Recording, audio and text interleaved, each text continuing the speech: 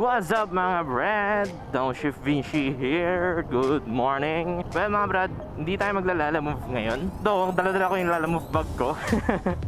More like, mag-ano tayo ngayon mga brad. May i-upgrade tayong motorcycle.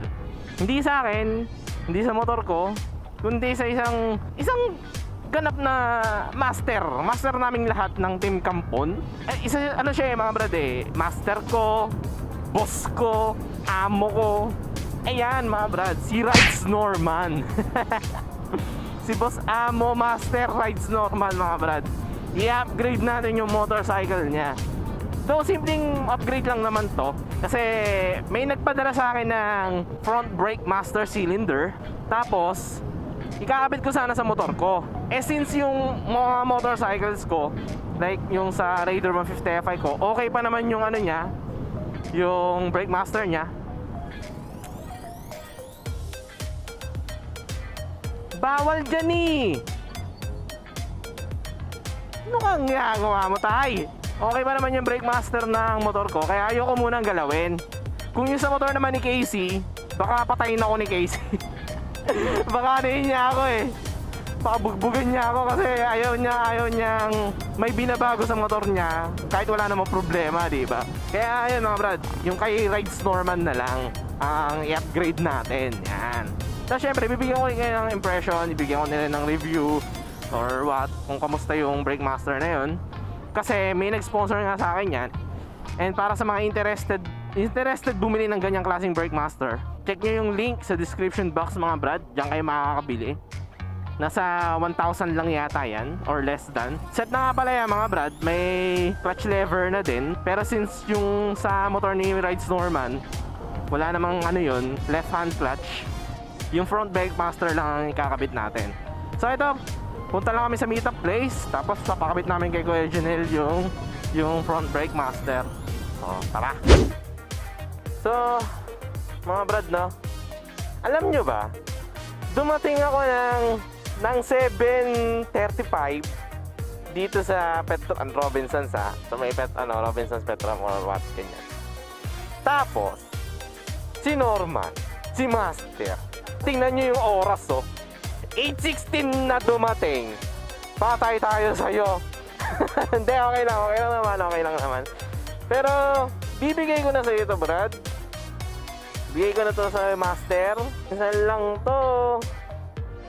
Minsan lang to mga Brad. Bibigay ko na. Eto na. Go. Sige Brad. Ngayon ang gagawin Loko. Ngayon ang gagawin natin, ako muna gagamit ng motor mo, pupunta ka na Kuya Janelle, para matry ko tong brake master mo. Tapos pag nakabit, itatry ko naman ulit na nakakabit na to.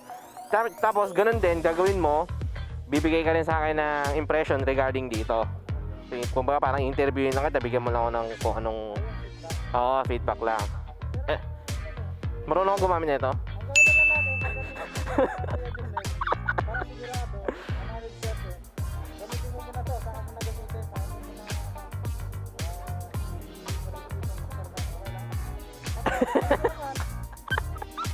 Bakit?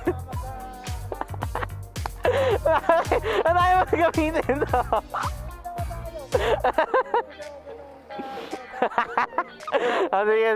Sige. Napunta muna tayo kay Janelle.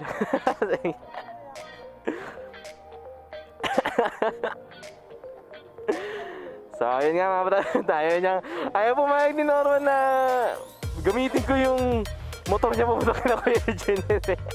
Hindi, okay lang naman yan. Kaya ito, punta lang kami kay Kuya Janelle, tapos doon na namin titignan kung kamusta ba yung brake master ni Norman. Punta na kami kay Kuya Janelle mga brad. Tapos doon ko na lang din iti-testing yung motor ni Norman, ni Master Norman, para ma-compare ko yung stock na brake master niya tsaka dun sa ikakabit namin na brake master. Tigas na pala ang tigas. So dapat pala talaga palitan na to. Tigas na, grabe. So yun nga mga brad, ito na yung motor ni Master Norman Tingnan natin kung okay pa ba. Pero sa ngayon ang tigas eh. Bibili lang ako ng brake master fluid para yun, para matesting na rin natin itong brake master nya. Grabe yung baba. Ang tigas, grabe. Ang tigas ng brake. Oh, naalala ko yung RS ko, yung RS125 ko. Ganito rin yung brake nun eh. Di siya smooth mga brad, di siya smooth. Yung tipong pag binrake mo, parang di ka makakaramdam ng kapit agad.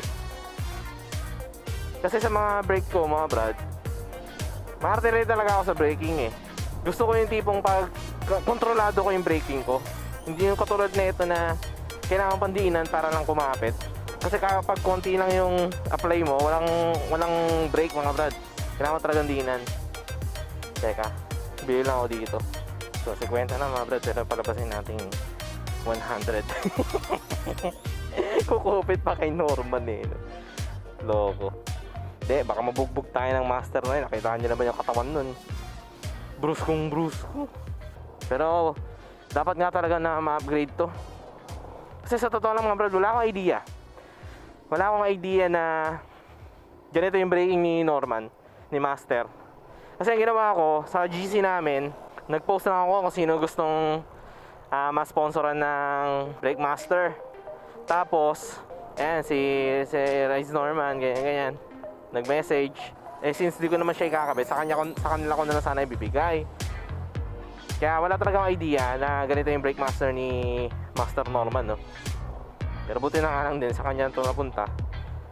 Sa kanya mapupunta yung brake master na sponsor. Kasi, grabe oh. Ang ano na talaga.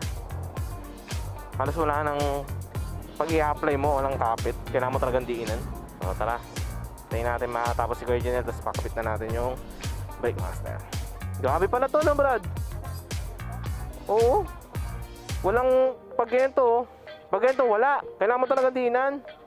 Pero ito, baka pag napalitan na, baka mas gumanda na. O, Brad, oh. 120 yan, abonodo pa ako. Seryoso ka, bigyan mo ako. Hindi, gagi, 50 lang.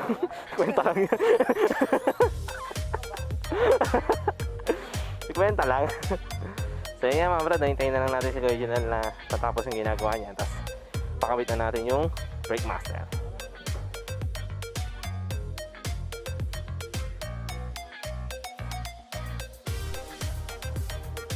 So ito na mga brad, no? Tapos na makabit yung brake master. Forma, grabe. Ganda na naging resulta. Dapat talaga sa Raider 150 Fi ko yan. Eh kaso nga, okay pa naman kasi sa akin yun. Tapos yun, yung kay Norman nga, kay Master, palitin na talaga yung brake master niya. Eh, ayan. You know, mas ano na siya. Mas gumanda na yung response na itong ano. Asa yung susi, Brad? Paano ko matitesting to? Paano ko matitesting to? Kaso medyo mag-ano lang tayo. Dandaan kasi basa yung kalsada. Thank you. Yun nga, daan-daan lang tayo mga brad. Pero yung response na itong ano, brake, ng brake lever, hindi na siya ganun katigas. Kumbaga, pwede mo na siyang kontrolin. You know? Nice. Grabe, ayos, ayos. Lumakas na. Lumakas na yung brake niya. Hindi na ganun katulad kanina na kailangan papigain ng mas madiin. Ito kahit konti lang, nag-apply na yung brake. Ayun no? Kahit isang finger lang. Ang maganda pa siya brake master na to mga brad, yung lever niya adjustable. Kaya katulad ko kasi gusto ko yung malayo yung ano ko, lever ko. Yan, pwede hanggang 6. Yan, mas malayo oh. Diba? Yan, pwede mong mas malapit sa'yo. Kaso tatama na yung lever sa daliri mo. Kaya gusto ko yung ano, yung tama lang yan. Sa 6. Pero yun, okay na yung brake niya mga brad. Laki na ng difference. Hindi katulad kanina na sobrang tigas. Kailangan pandiinan yung ano, yung brake lever para mag-apply yung brake. Diba? Yun o. Nice! Kontrolado na. You know? Nice, nice, nice. So, si Norman naman, pa-testing natin kay Master Norman tong ano, brake master. Go naman, Brad. Oo, testing mo naman. Oo, sige, vlog mo. Tara, ang ganda ng forma. So, ayan mga Brad, no, kung interested kayo sa ganitong klaseng brake master, set yan, meron yan clutch. Meron din siyang clutch lever, kaso hindi ko na sinama kasi wala namang clutch ni Norman. But still, yun nga, set yan. Mabibili niya yan sa Banggood. Yan, banggood.com. Check nyo, nasa description box yung link. Kaya kung interested kayo bumili ng online or what, yan mga Brad. Para siyang Shopee, yung website na yon, yung Banggood.